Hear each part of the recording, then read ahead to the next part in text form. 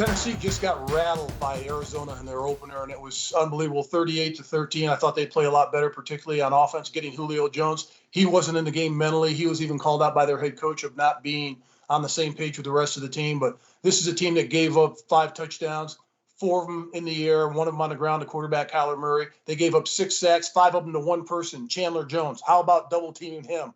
And I think what Arizona did to Derrick Henry was spectacular. They went low early on him, tackling him. He had negative yardage. Their first 4 series, they had a total of 15 plays and 0 yards to start the game. You can't start a game like that, whether you're at home or away. Now you're going to Seattle playing a team that last week they let Russell cook. He had 4 touchdown passes, 3 of them in the first half. They ran the ball with Chris Carson. The defense played well. And how about Tyler Lockett, their wide receiver? He had 4 receptions for 100 yards and a touchdown.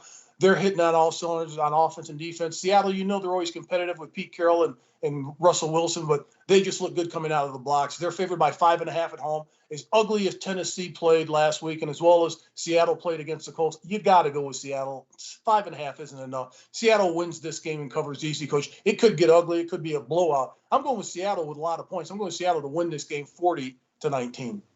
Oh, during the offseason, Mark, everybody talked about who might be in the Super Bowl, and they figured it would be Tennessee, particularly since they added Julio Jones, the outstanding wide receiver, to the great team they already had.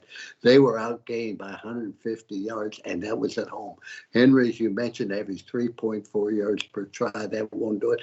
Tannehill did not have a great performance either.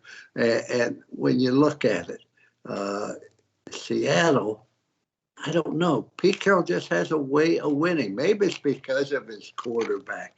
His quarterback, Russell Wilson, is absolutely tremendous. He has great receivers. Carson's running the ball well, et cetera. But on defense, they had 3 sacks, 5 tackles for losses. When you look at it all the way down the line, you have to be impressed with Seattle. They're going to play at home. I think Seattle just has a way winning the football game. But let me tell you, in the NFL, Mark, each and every week is a different team, and there's not that much difference between one team and the other during the course of the game. That's why I think Seattle wins a football game 24-20. I think Tennessee will bounce back. I think Tennessee's too good of a football team. Their pride's injured. I can't tell you exactly what caused it, but now they have a very difficult road ahead of them, and I look for Seattle to prevail. But as I said, going to be much closer than people think, because that's just the NFL.